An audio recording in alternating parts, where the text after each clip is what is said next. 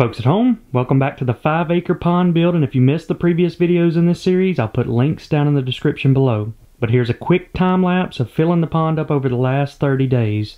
And as most of you know, we've been pumping water in from our underground well at 100 gallons a minute. And unfortunately this week we didn't get any more rain, but thankfully the pump is holding up, and I'd say we're a week to 2 weeks away from the pond being full.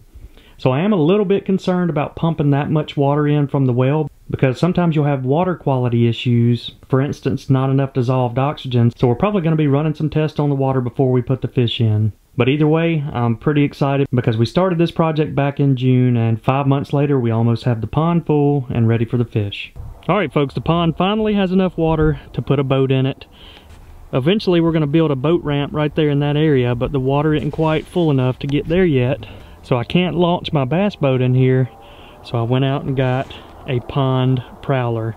This little small 10-foot boat from Bass Pro. Also got a trolling motor and a battery and a paddle to go with it. So now we're about to take her out for the maiden voyage on the Crimson Oak Pond. But it's a cool little boat, doesn't have much. It did come with a couple seats, but right now I just got that one. I'll probably get Sarah out here with me later in the video. It does have a plug right here in the back. They also ran some wires. If you wanted to run the trolling motor off the front of the boat, you could hook it up on the front. Got the pre-wired cable all the way to the back. Alright, Sarah's about to be out here and we're going to go on the first boat ride in the pond, and I can almost guarantee you that she's going to want to name the boat Sarah, so I'm going to go ahead and put some stickers on there and surprise her. Alright, there it is, the USS Sarah. She'll be out here in just a minute. We're going to go for the first boat ride. Hey Sarah, if you could name your new boat anything, what would you name it? I knew it, so look what Daddy named it. Can you see the white letters over there on the boat? Now you ready to go for a boat ride? Yeah. Alright. What's that green thing for? That feeds the bluegills. We're going to put the fish in here in just a couple weeks, and that's where all their food's at. You want to go look at it? Yeah. So we've been doing a lot of cooking out here at the farm, and since it is Thanksgiving week, I decided to show you Liz's secret family turkey recipe. And I'm not talking about your traditional turkey or even deep fried turkey. Today we're going to be doing fried turkey strips. And today's cooking segment is going to be sponsored by Kamikoto Knives. And if you're not familiar with them, these knives are made using high quality Japanese steel, and each knife goes through a 19-step process that takes several years to complete. And you know me, being an outdoorsman, one of the most important factors in a knife is how sharp it is, and I can honestly say that these are some of the sharpest knives I've ever owned. Alright, Liz, go ahead and tell them about the secret family recipe. Okay, so we like to use the butterball turkey breast instead of a full turkey. We put it in the pot with celery, onions, and a bell pepper with salt and pepper, and cook it for about 30 minutes. And not too many cooking segments where you got farmers on their tractors over there. And cows mooing. And cows mooing. So once you get all your vegetables chopped up, you boil them with the turkey for 30 minutes. And this not only adds flavor to the turkey, it makes it easier for the turkey to peel. And so once you take it out, you want to peel small turkey strips off of it, and you want to go along with the grain. And the next step is to soak them in buttermilk. And for the batter, we like to use Tony's and flour. And once you get that grease up to above 350, you want to fry them until they're golden brown. And while we're waiting on them to finish up, you know you have to have that secret sauce. It's pretty simple. We're just adding Creole mustard, jalapenos, and mayo. Mix it together in a mason jar, and it goes perfect with these fried turkey strips. Take them out of the grease once they're golden brown, and trust me folks, if you ever do your turkey like this for Thanksgiving, you'll never do it any other way. And this Kamikoto knife set has been perfect for recipes like this. It has the 7-inch vegetable knife, the 8.5-inch slicing knife, and last but not least, the 5-inch utility knife. And these knives are used by Michelin star chefs all over the world. And one of the things I really liked about this is it comes in an ash wood box, which makes it perfect for a gift. And all of the knives have a single bevel edge, and you can keep them sharp with one of the sharpening whetstones that you can purchase as a bundle with your knives. So if you're looking for a new knife set, it's perfect timing because they are having a Black Friday sale this week. And then on top of that, you can also get an additional $50 off by clicking on the link in the description below. And all this turkey's got me excited. Happy Thanksgiving, folks. Are you gonna fly your drone from right here? Yeah. All the way from your boat? Yep, you want to fly it over us while we're in it? You ready for the maiden voyage? She said she didn't want the seat, so she's gonna sit on the bottom on a cushion. We're ready to go. So you want to go really fast, huh? Yeah. You're the boat captain. Which way? Point. To that. All right.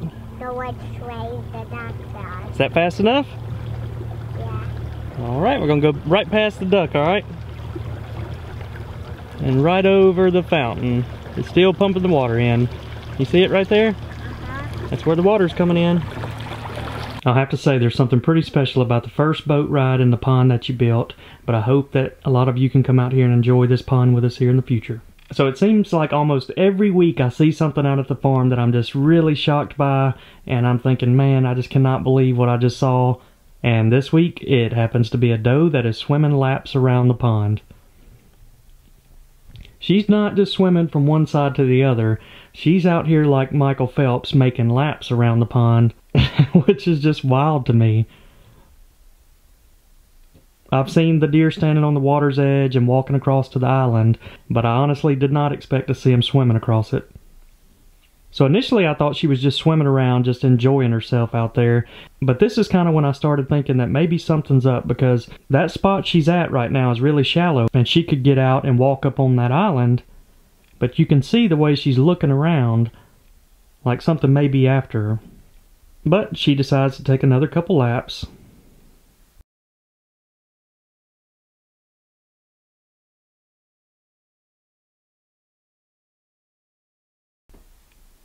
And I still think that something's up, and then finally I see two coyotes come out.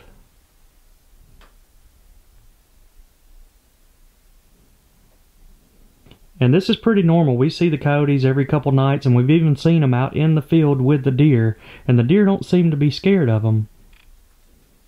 But this doe in particular seems like she may be hiding from the coyotes, because as they run across the field to one side of the pond, she goes the other way.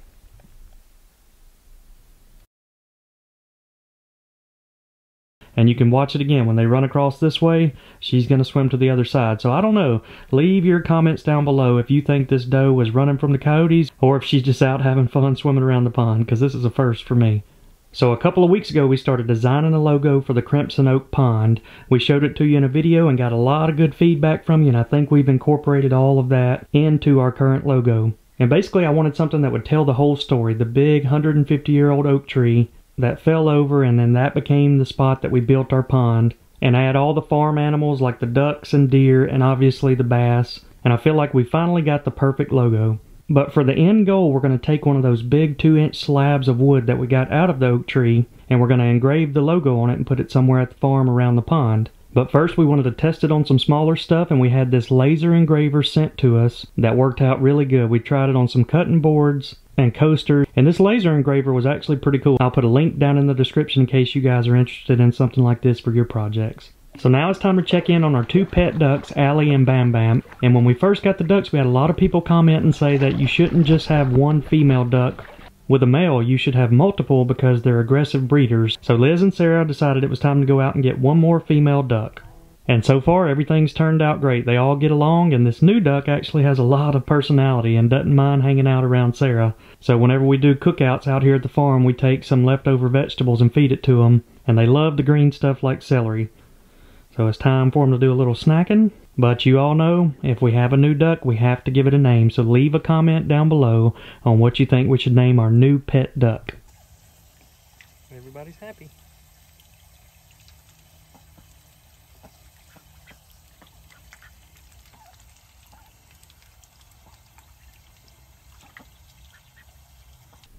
And speaking of new names, over the past few weeks we had a new visitor out at the farm, a big old black and white skunk.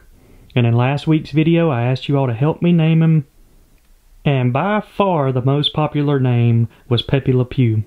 So we decided to name the skunk Peppy. And Travis Bruno says I was the first to say Hooter and now I'm the first to say Peppy. Not 100% sure if he was the first or not, but Travis, you are the winner. Send me your contact info and we'll get you a package sent out. Man, this brings back some good memories. We actually started our YouTube channel fishing out of little John boats like this. Caught a lot of big bass out of them over the years. Got a few things I want to do. The first one is figure out what happened to my decoy over there at the tunnels.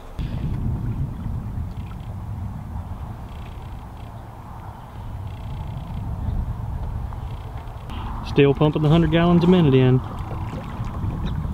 Alright, this is what I wanted to see. I think my decoy is just hung, but I see the rope right there. Must have got hung up under the tunnel.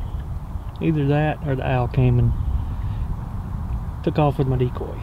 We're about to find out. I think it just got hung.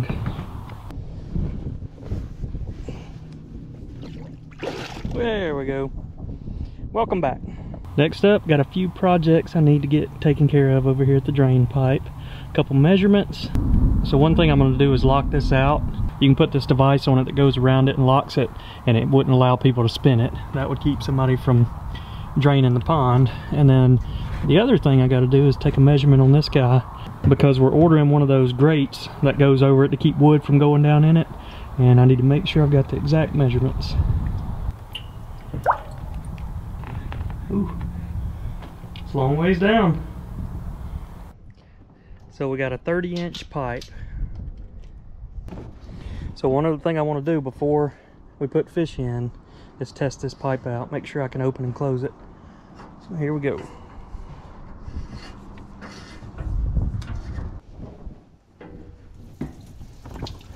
Cool. I just cracked it open. You can hear the water coming through down there. Worked just like it was supposed to.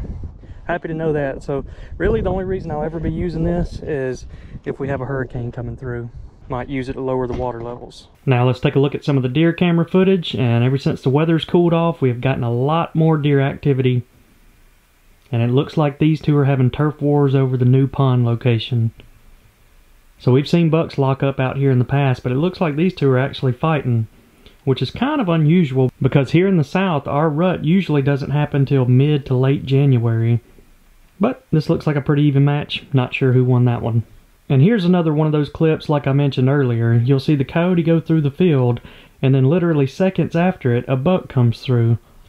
So, still not sure if the deer mind the coyotes. Sometimes it seems like they do, and other times it seems like they don't.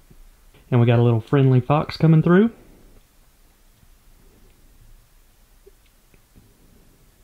And Peppy coming through to check out the ducks. He probably smells some of that celery we put in there earlier.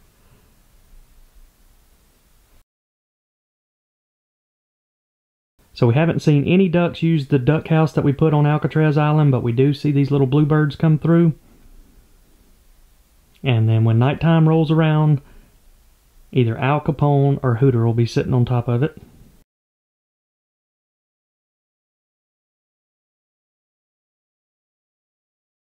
But this is one spot, 100% I do not mind the owl sitting, because we've had issues with mice chewing through the wires on the tractor, and you could not get better protection at night than an owl sitting right on top of the tractor.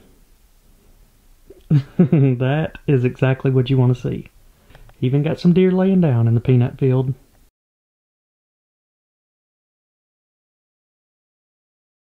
Alright, now it is time to feed Mr. Moby.